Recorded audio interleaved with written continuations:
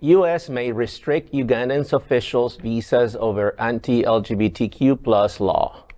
Secretary of State Antony Blinken says the United States may consider restricting visas for some Ugandan officials after the country adopted one of the world's toughest anti-LGBTQ plus laws. He said the U.S. will consider deploying existing visa restriction tools against Ugandan officials and other individuals for abuse of universal human rights, including the human rights of LGBTQ plus persons. The U.S. was, quote, deeply troubled, and a quote, by Uganda's Anti-Homosexuality Act, which was signed into law by the Ugandan president. President Biden quickly condemned the law as tragic violation of universal human rights and threatened to cut aid and investment to the East African country. State Department guidance for U.S. citizens and business on travel to Uganda was also being updated. While Washington will also help develop mechanisms to support the rights of LGBTQ plus individuals in Uganda and to promote accountability for Ugandan officials and other individuals responsible for or complicit in abusing their human rights. A rights group announced it's filed a legal challenge with Uganda's High Court, arguing the legislation is blatantly unconstitutional. The European Union, United Kingdom, UNAIDS, the Global Fund, human rights groups, and LGBTQ plus organizations also expressed their shock at the adoption of the law. You know, you start seeing this thing. I mean, Uganda is not the first time, obviously, we know. But, you know, a lot of this movement behind that, there is a lot of right-wing Americans with money that are, you know, exporting their agenda to countries and supporting, you know, things like this in countries, particularly poor countries in Africa and Latin America. Vulnerable. And why aren't we restricting the visas of those fanatical religious leaders and organizations? Because we can't.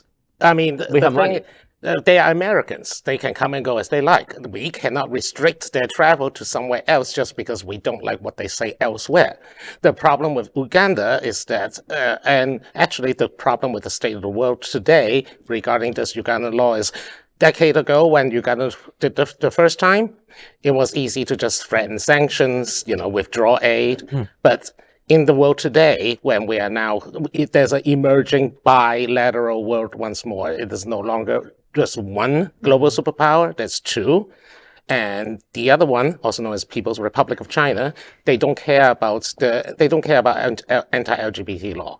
The European Union, we can yank the funding. They will come. They will come with chests of gold, just to bring the other country to the side. Uganda just need to, you know, sign away the rights to their minerals under the ground, and China would be their sugar daddy. So, as frustrated as activists on our side can be, it's very difficult to tell the State Department, to tell President Biden that you must punish. I mean, what are we going to do, bomb the country? Well, and we also have to pay attention because the minute we start pulling funds, you're right, somebody else is going to supplement those funds. But, you know, the United States has to take responsibility because there are extreme religious community of evangelicals have for 25 years flocked to Uganda because poisoning their minds because they knew exactly how vulnerable and how delicate the situation was over there, and they went over there thinking we'll control this population while we're trying to figure out what we're doing in our population, all in the name of God, which is sad. Right, and you referenced the PRC, and before them also was the Soviet Union. They've been taking those chests of gold to underdeveloped countries in Africa, famously South Africa, where they control. That was exactly what happened during the Cold War. The Cold War, you know, we hold our tongue and supported Batistas. We supported brutal dictators like Pinochet. We supported, you know, Perón because if Americans don't go and fund them, and someone else would, and that someone is exactly our ideological rival, the USSR. But now it's a new reality. USSR is gone. Russia is pretty much irrelevant. Now who is it?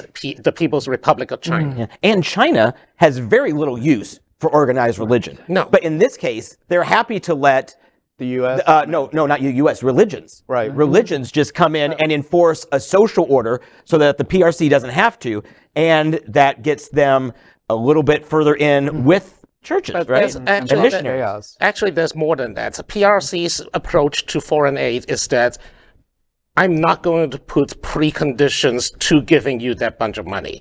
Our preconditions are purely economic. You give me your mining rights. You give me, they are not. They don't ask you to reform. They don't ask you to democratize. Unlike Western countries, unlike European Union, they'll rather build you the highway instead of training you how to build a highway. And that looks good to dictators in the third world because that's instant result. That's what they're doing in Venezuela right now. China is doing in Venezuela right now. I It's mean, all over Latin America. Sri as Lanka well. they're doing this to Sri Lanka.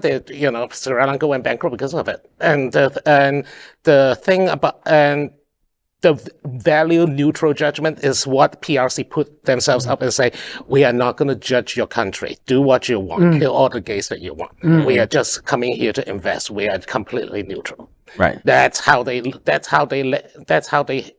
land these contracts with countries that desperately want to cash, but don't want to turn to USA for help. That's right. Yeah. It goes much more beyond human rights. They are hand in hand, leg intertwined with leg. The biggest question is the U.S. going to have to regress back to that level? Are we going to now abandon the promise of global human rights in order to compete against PRC so that we don't lose a foothold on our corner of the world? Well, we will watch it, and I think the answer to your question may not come until next November.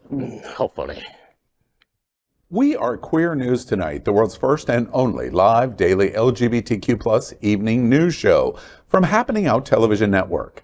In the model of PBS and NPR, we educate, inform, and entertain by supporting the 10 pillars of the LGBTQ+ community, with more than 100,000 a week watching on Roku, Apple Television, and other channels. To keep the stories going, we accept donations with 100% transparency. Stay updated and live authentically with Queer News Tonight.